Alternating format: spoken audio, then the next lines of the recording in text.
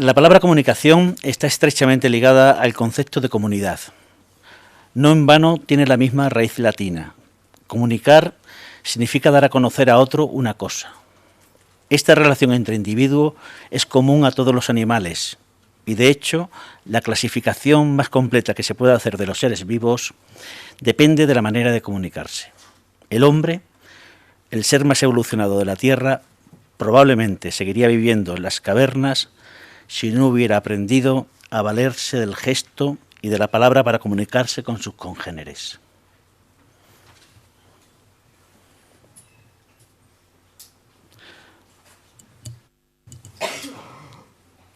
Durante decenas de miles de años, los hombres dependieron de la palabra para sus comunicaciones, supliendo con la memoria la ausencia de la escritura. El descubrimiento de la escritura hace unos 6.500 años facilitó las comunicaciones a distancia en el espacio y en el tiempo. El uso de gritos, tambores, trompetas y campanas, así como de humos y hogueras, transmitía en todos los casos una información muy pequeña y previamente convenida. Griegos, romanos, egipcios, israelitas, babilonios, entre otros pueblos, hicieron uso de métodos que impresionaban el sentido de la vista, con el objetivo de confirmar noticias. Por la noche, los fuegos y hogueras. Por el día, el humo fueron los medios más frecuentemente utilizados para este menester. Entre las primeras referencias al uso de estos procedimientos, cabe destacar la realizada por Esquilo al describir la primera línea de telegrafía de la historia, utilizada hacia el siglo XI a.C. para transmitir hasta Argos la noticia de la conquista de la ciudad de Troya, situada a unos 600 kilómetros de distancia. El mismo procedimiento se utilizó en Castilla en el año 1405 para comunicar desde Toro a Segovia la noticia del nacimiento del heredero que esperaba Enrique III.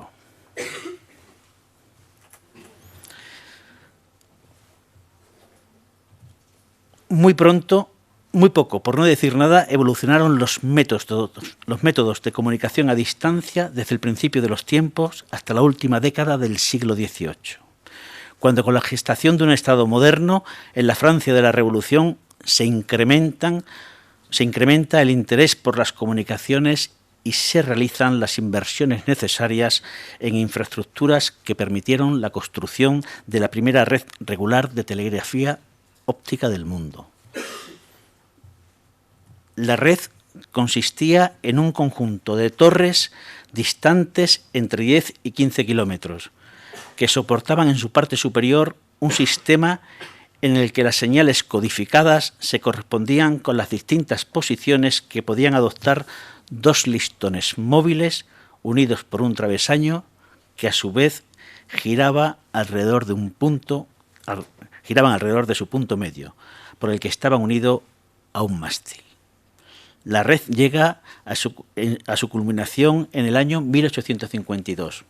Para entonces París está unida a 29 ciudades a través de 4.500 kilómetros de líneas jalonadas por 556 estaciones. El artilugio, que inicialmente se iba a llamar taquígrafo, el que escribe rápido, acabó llamándose más acertadamente telégrafo, el que escribe a distancia. Su inventor, Claude Chappe, pasaría a la historia como el primer ingeniero telegrafista. El telégrafo francés propició distintos sistemas ópticos en Europa. Fueron famosos los telégrafos ópticos suecos, ingleses y rusos. También en esta época se instalaron telégrafos ópticos en las zonas más pobladas de los Estados Unidos de América. España no fue ajena a esta corriente y, de hecho, Agustín de Betancourt propuso un sistema que llegó a competir en Francia con el diseñado por Chappe, con resultados muy positivos. Pero definitivamente en España se instaló un sistema totalmente original diseñado por el brigadier don José María Maté. Se construyó una importante red de telegrafía óptica, eso sí, medio siglo después que Francia y cuando la telegrafía eléctrica ya empezaba a ser utilizada en Gran Bretaña y en los Estados Unidos.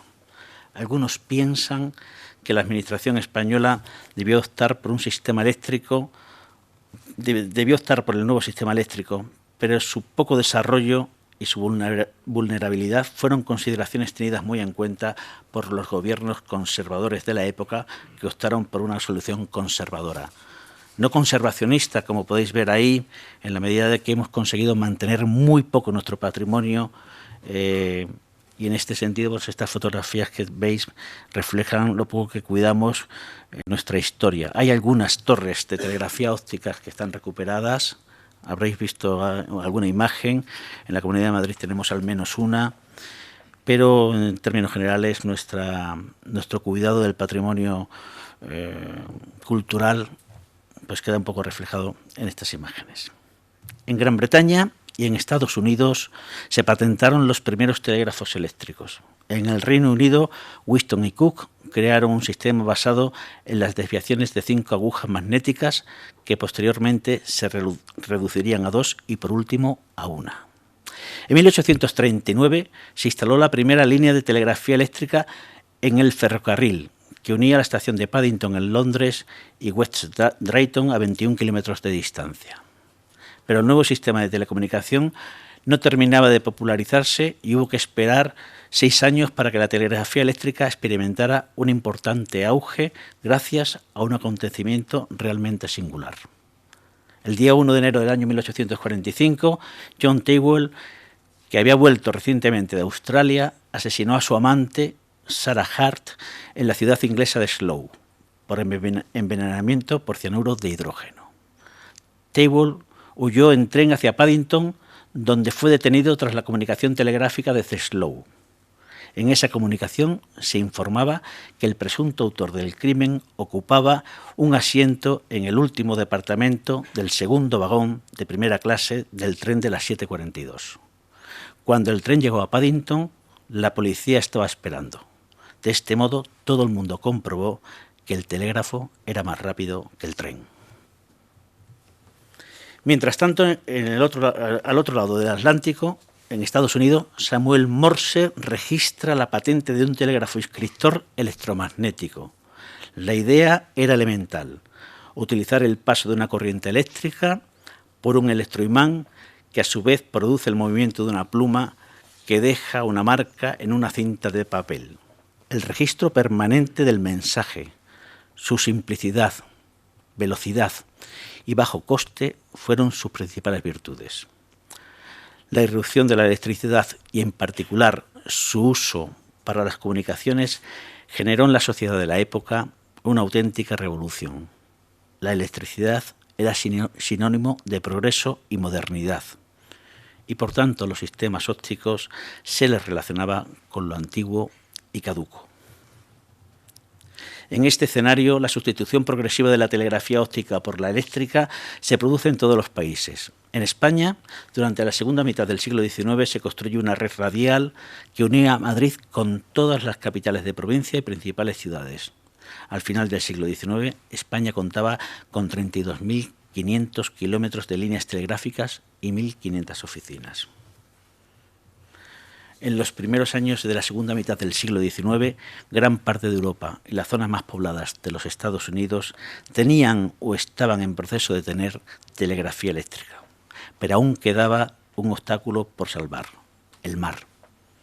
La idea de establecer conductores sumergidos para la telegrafía eléctrica era casi tan vieja como la propia idea del telégrafo, pero hubo que esperar hasta que el estado de la tecnología en la construcción de barcos, cables y aislantes, así como el conocimiento del lecho marino, permitiera la aventura del trazado de un cable submarino que uniera el viejo y el nuevo continente.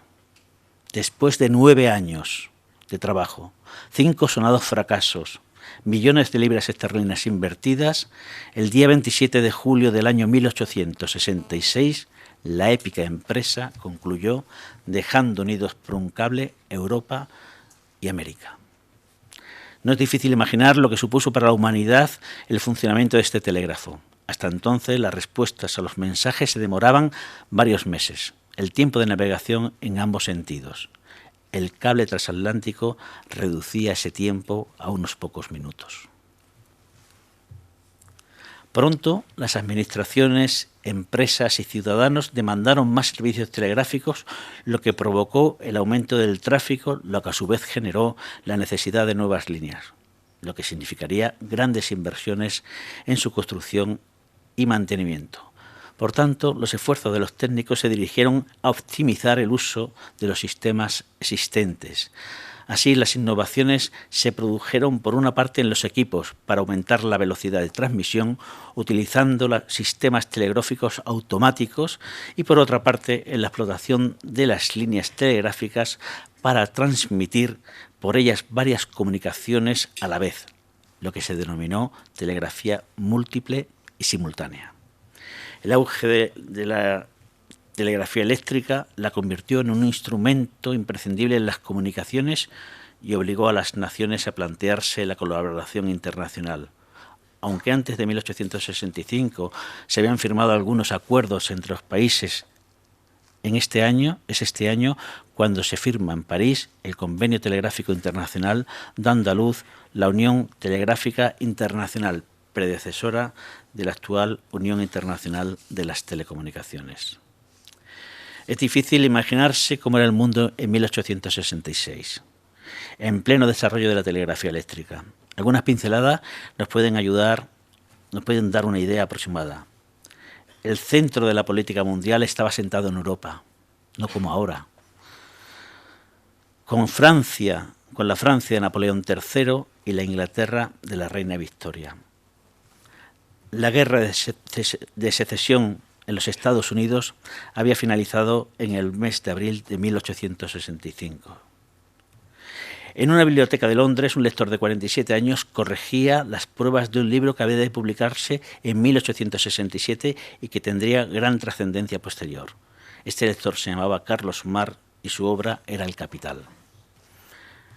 La ciencia química se hallaba en su infancia. No obstante, Mendeleev había hecho en 1865 uno de los grandes descubrimientos de la química inorgánica. Fue entonces cuando escribió su libro fundamental en el que dio a conocer su famosa tabla de la ley periódica de los elementos químicos. Poco antes, Darwin publicaba El origen de las especies por selección natural. También en 1865 comenzaba la industria petrolífera con el hallazgo de petróleo a 23,5 metros de profundidad en Pensilvania. Un joven y prometedor autor publicaba su tercera obra titulada De la Tierra a la Luna. Julio Verne en este libro hacía, entre otras predicciones, que el cañón gigante que lanzaría hasta la Luna la cápsula con 3 astronautas estaría situado en Stone Hill. Solo 240 kilómetros al sur está Cabo Kennedy. A pesar de que las señales y mensajes recorren los hilos eléctricos casi a la velocidad de la luz, la telegrafía es un medio de comunicación lento que exige tiempo para la redacción del mensaje, la codificación, la transmisión, la decodificación y entrega. En cambio, la transmisión instantánea de la palabra por hilo eléctrico es mucho más rápida. Es posible que los pioneros del teléfono no se percataran claramente de esta diferencia, que es precisamente la que explica el auge imparable que ha tenido el teléfono. Importantes polémicas y disputas legales se pueden encontrar en la base de casi todas las grandes innovaciones en las que participaron inventores norteamericanos. El caso del teléfono no fue una excepción. La paternidad de la invención del teléfono no fue, como se cree, de Graham Bell, ni tampoco de su compatriota Elisha Gray, que presentó una solicitud de patente en la misma oficina el mismo día, el 14 de enero del año 1876, pero con 2 horas de diferencia. El honor de la invención del teléfono es de Antonio Meucci, el que aparece en la imagen, tal y como reconoció el Congreso de los Estados Unidos en el año 2002. Por extraño que pueda parecer, hoy, en sus primeros tiempos, el teléfono no produjo un especial impacto. Quizá fuera porque desde el punto de vista técnico dejaba bastante que desear. Y por otra parte, el telégrafo cubría suficientemente las necesidades de comunicación de la sociedad del momento. Tener un aparato telefónico en casa era un signo de refinamiento y distinción.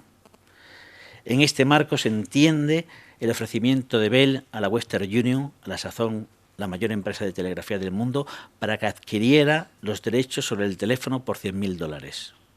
La Western Union, en un error histórico, no aceptó porque no vio futuro en el aparato. No ajena a esta decisión fue la opinión de Orton, presidente de la Western, que declaró: es un juego científico que puede interesar a los profesores de electricidad y de acústica, pero no tiene ningún interés práctico.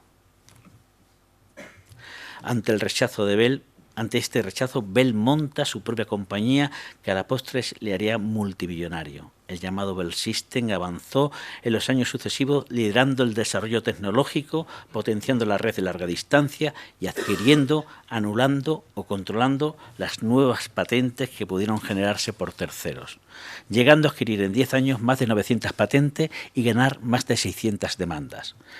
Esto último creó un estado de opinión contra la Bell que se resumen en la frase de un asesor de la compañía: la Bell Company ha tenido el monopolio de la patente que más beneficios, más control y más odio haya generado nunca. Las mejoras técnicas junto con la mayor necesidad de comunicaciones propició el aumento del número de teléfonos, lo que obligó a su conexión mediante centrales manuales, frecuentemente atendidas por personal femenino, lo que significó una importante contribución de la telefonía a la incorporación de la mujer al trabajo. Las centrales telefónicas manuales fueron dejando paso a las centrales automáticas, cuya primera patente corresponde a un tal Strower, empresario de pompas fúnebres de Kansas City, que se consideraba perjudicado porque la telefonista de la ciudad conectaba a los peticionarios de los servicios funerarios con la competencia. Mientras que en Estados Unidos el sistema telefónico se desarrollaba de forma imparable, en Europa la implantación fue mucho más lenta. En España hay un antes y un después de la constitución de la Compañía Telefónica Nacional de España en el año 1924. A partir de esta fecha, con la firma del contrato entre la CTNE y el Estado, se produce en España un desarrollo espectacular del servicio telefónico, alcanzando en el año 1954 1 millón de teléfonos instalados, cifra que en esas fechas solo tenían 11 países. Mientras en Europa la telefonía se iniciaba lentamente, también en el viejo continente se estaban dando los primeros pasos de una nueva forma de comunicación a distancia sin necesidad de hilos conductores entre el emisor y el receptor, la radio. En 1887, Hertz confirma experimentalmente las teorías de Maxwell.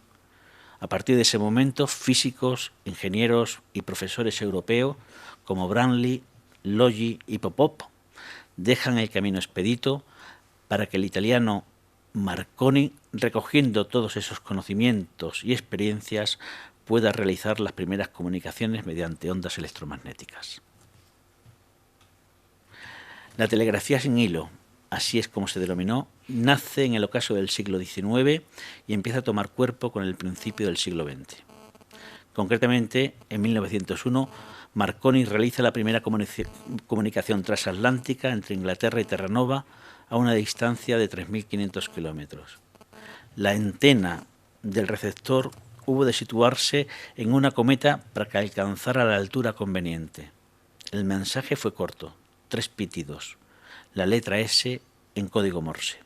Muchos desconfiaron de esta conexión y nadie podía explicar el fenómeno, y hubo que esperar más de un año hasta que se demostró la existencia de la ionosfera, que, como es sabido, para las ondas electromagnéticas se comporta como un gran espejo. El campo de aplicación natural de la telegrafía sin hilo, la TSH, fue el mar. Con la proliferación de equipos en los puertos y barcos, finalizó la época donde no se tenía noticia de las travesías. El fortísimo impacto social que produjo el hundimiento del Titanic en 1912 obligó a la regulación de las comunicaciones inalámbricas, hasta entonces sujetas a la ley del más fuerte. Implantada la comunicación telefónica a través de los cables y la radiotelegráfica mediante ondas electromagnéticas, la siguiente frontera fue la transmisión del sonido por ondas radioeléctricas, y esto fue posible por la invención del triodo. Con el triodo nacía la electrónica y lo hacía de la mano de la radiotelefonía. Esto sucedía en el año 1906. La Primera Guerra Mundial en 1914, entre el 14 y el 18, obliga a los países en litigio a incrementar la investigación y el desarrollo de la radio. Al finalizar la guerra, están dadas las condiciones para el desarrollo de la radiodifusión. Pero mientras que el desarrollo de la radio permitía la primera conversación transatlántica por onda larga entre Europa y los Estados Unidos en el año 1923, no fue hasta 1956, hace 55 años, cuando se extiende el primer cable telefónico entre Europa y América, el TAT-1. Este cable coaxial transatlántico para 36 canales necesitó de 102 amplificadores sumergidos en el lecho atlántico. Una proeza de la corta historia de las telecomunicaciones. Tan difícil resultaba el tendido de este cable que entre las hipótesis que se barajaron para evitarlo estuvo la de crear una cadena de radioenlaces colgados de dirigibles. Por cierto, que esta es esencialmente la solución que solo unos años más tarde proporcionarían los satélites de comunicaciones de una forma mucho más elegante. Ya en 1945, con un poder de anticipación que sobrecoge, Arthur Clarke escribía en una revista: si los satélites artificiales llegasen a ser una realidad, solo habría una órbita posible a 42.000 kilómetros del centro de la Tierra y su plano coincidente con el ecuador terrestre. El satélite giraría con la Tierra y permanecería, por tanto, geoestacionario sobre el mismo punto del planeta. Supongamos que en esa órbita se construye una estación de comunicaciones. Podría proveérsela de un equipo transmisor y receptor, obligándola a actuar como repetidora de transmisiones entre dos puntos del hemisferio adyacente, con solo utilizar una frecuencia que penetre en la ionosfera. Una estación no podría cubrir más que la mitad del globo, y para asegurar un servicio mundial se necesitarían 3. Esta profecía empezó a hacerse realidad con el lanzamiento en 1958 del primer satélite de comunicaciones denominado SCORE, que transmitió un mensaje de Navidad grabado por el presidente Eisenhower. Pero si al principio de los 60 los cables le sale un duro competidor con los satélites de comunicaciones, a finales de los años 70 otro cable, en este caso de silicio purísimo, la fibra óptica, permite en esta época transmisiones de miles de conversaciones telefónicas simultáneas. Hoy en día estos hilos del grosor de un cabello ofrecen altísimas capacidades de transmisión, lo que permite millones de canales de voz y datos. No obstante, los satélites seguirán siendo la mejor opción para la multidifusión de señales de televisión o para acceder a lugares carentes de modernas infraestructuras. Si bien es cierto que la electrónica nace con la invención del triodo en 1906, fue durante la Segunda Guerra Mundial y en el periodo subsiguiente cuando tuvieron lugar los principales avances tecnológicos en electrónica: el primer ordenador programable y el transistor, verdadero núcleo de la revolución de las tecnologías de la información. No obstante, hasta la década de los 70, con la invención del microprocesador, no se difundieron ampliamente estas tecnologías. La evolución de la microelectrónica, el software y las infraestructuras de telecomunicaciones, junto con la digitalización que permite manejar de forma única todo tipo de fuente de información, han creado las bases para la convergencia tecnológica de las telecomunicaciones, la informática y el audiovisual, dando lugar a las TIC, las tecnologías de la información y las comunicaciones, cuyo paradigma es Internet. El origen de Internet se remonta a finales de los años 60, cuando, en un contexto internacional marcado por la Guerra Fría, el Departamento de Defensa de los Estados Unidos se plantea la necesidad de disponer de unos programas o protocolos de comunicación que pudieran ser capaces de transmitir información entre los equipos informáticos conectados a la red militar de telecomunicaciones estadounidense, de forma tal que ante un eventual ataque nuclear de la URSS que pudiera destruir parte de esta red, estos protocolos pudieran redirigir la información por aquellos segmentos de red no dañados. Fue el origen de los protocolos TCP/IP. De forma imparable, durante la década de los 70 y 80, el mundo Internet sale del ámbito militar y de investigación, conectando cada vez un mayor número de ordenadores en universidades, hospitales, empresas y hogares, constituyendo hoy en día una herramienta de trabajo, comercio y ocio indispensable prácticamente en todos los ámbitos. Hoy no nos sorprenden las palabras que hace pocos años dijo Vinton Cerf, uno de los creadores del protocolo TCP/IP. Para acceder a Internet, hoy pasamos por una central telefónica. Mañana pasaremos por Internet para tener una conversación telefónica. La gran novedad social de las telecomunicaciones en los años 90 viene dada por el teléfono móvil. A partir de mediados de los 80, con la técnica de la telefonía celular, las comunicaciones móviles se desarrollan ampliamente en el mundo profesional y en la comunicación privada. La convergencia tecnológica, regulatoria, de mercados y de capital ha logrado que los teléfonos portátiles sean de menor tamaño, más inteligentes y más económicos. Hoy en el mundo hay más de 3.000 millones de teléfonos móviles, 50 millones en España. La actualidad de la muerte de Steve Jobs nos permite rendirle un humilde homenaje en esta conferencia, recordando que muchas de las innovaciones más populares en equipos y tecnología fueron ideadas por él.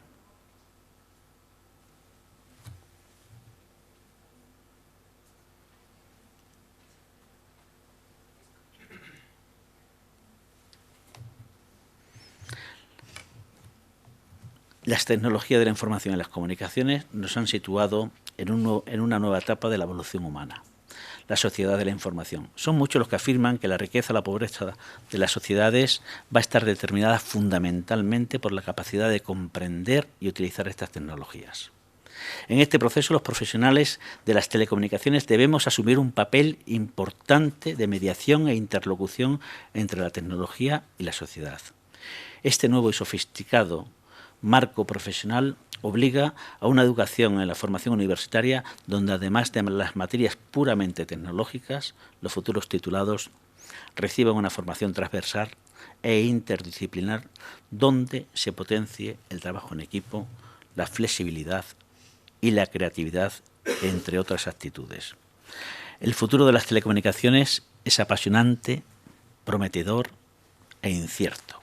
Quizá alguno de los que escucháis ahora mis palabras no seréis meros espectadores pasivos en este futuro y desempeñéis un papel protagonista. Muchas gracias.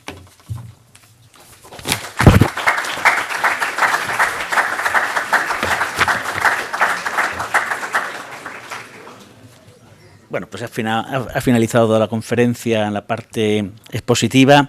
Si os habéis fijado, he leído casi toda la intervención porque, como sabéis, tendréis que complementar una serie de preguntas que están en un cuestionario, que estará en un cuestionario disponible para vosotros pues, en las próximas horas, en los próximos minutos casi, y por tanto algunas de las preguntas están literalmente cogidas de la conferencia y por tanto me he tenido que ceñir en casi toda su exposición a lo escrito. No obstante, ahora es un buen momento para que, si os parece oportuno, podamos comentar alguna de las cosas que hemos dicho. Si tenéis alguna duda, alguna pregunta, si queréis hacer alguna consideración que no sea ni duda ni pregunta, pues también me parecerá muy bien, porque al fin y a la postre, bueno, pues esta asignatura lo que pretende, entre otras cosas, es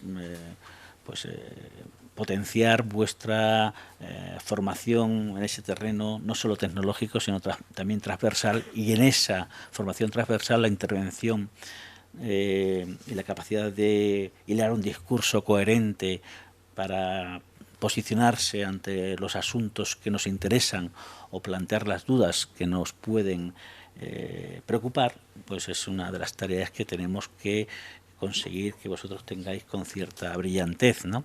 Un ingeniero que tiene capacidad de comunicarse con brillantez es un ingeniero mucho más cotizado que un ingeniero que, aunque tenga una formación maravillosa, pues no tiene cultivada esa actitud, ¿eh? Por tanto, si tenéis alguna pregunta, si queréis hacer alguna intervención, pues es un momento muy oportuno, ¿eh? Estoy aquí a vuestra disposición.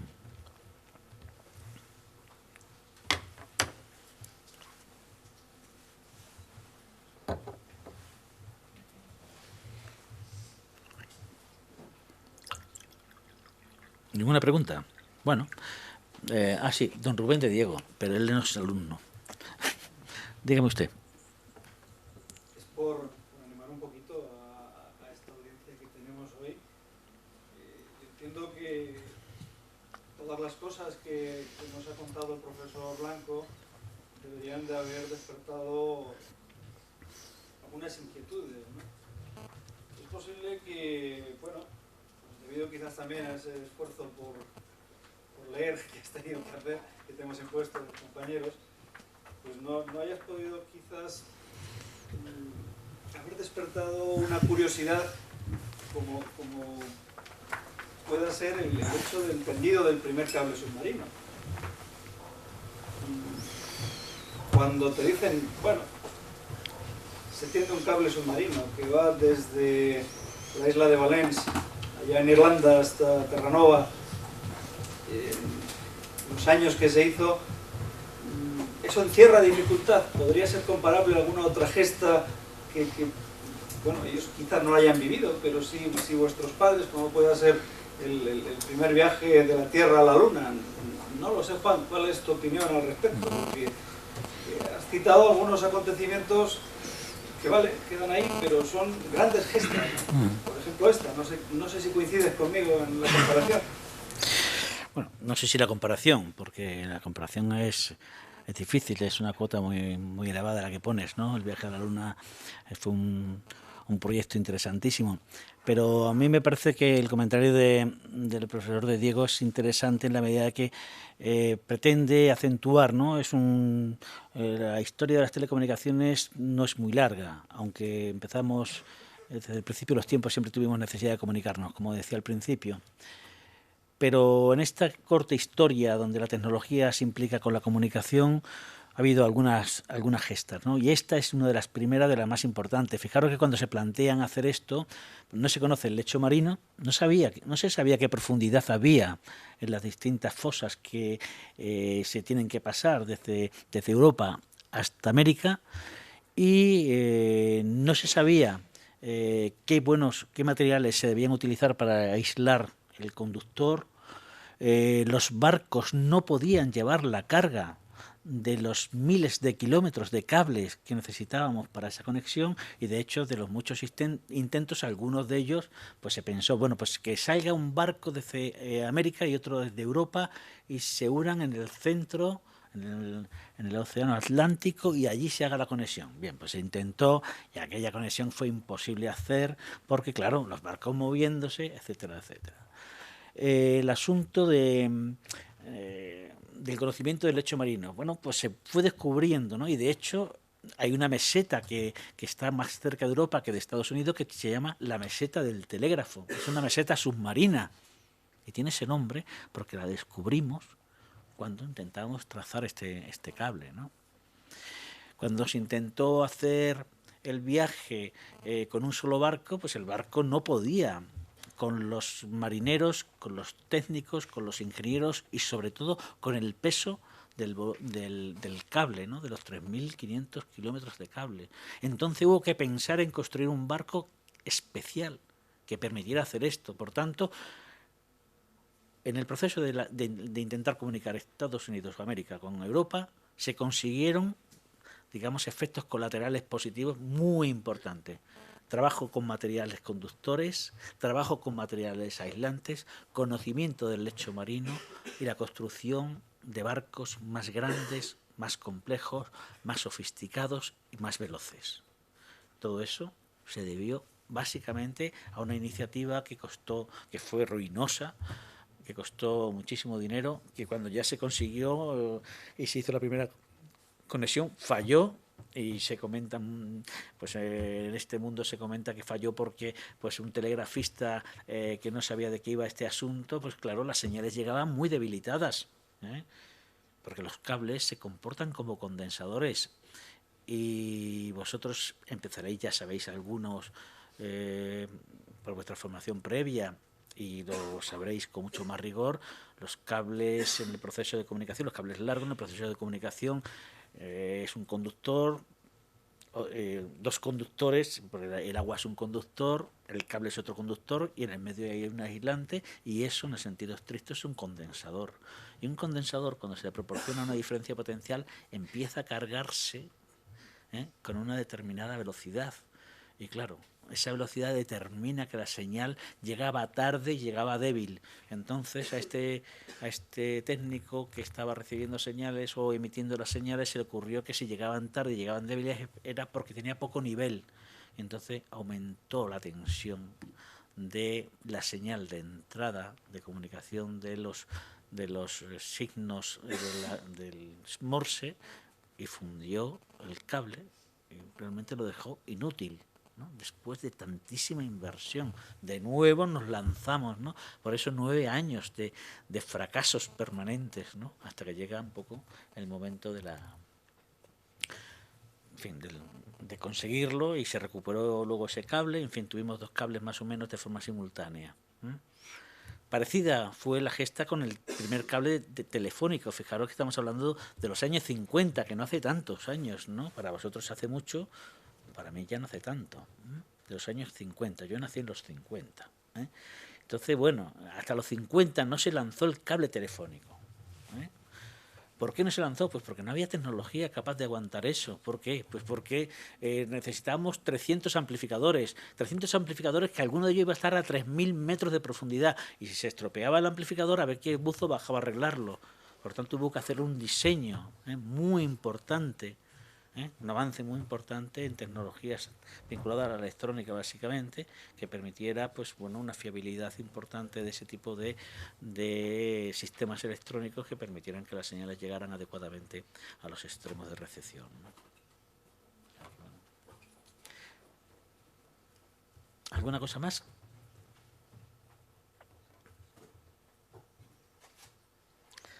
Don Antonio.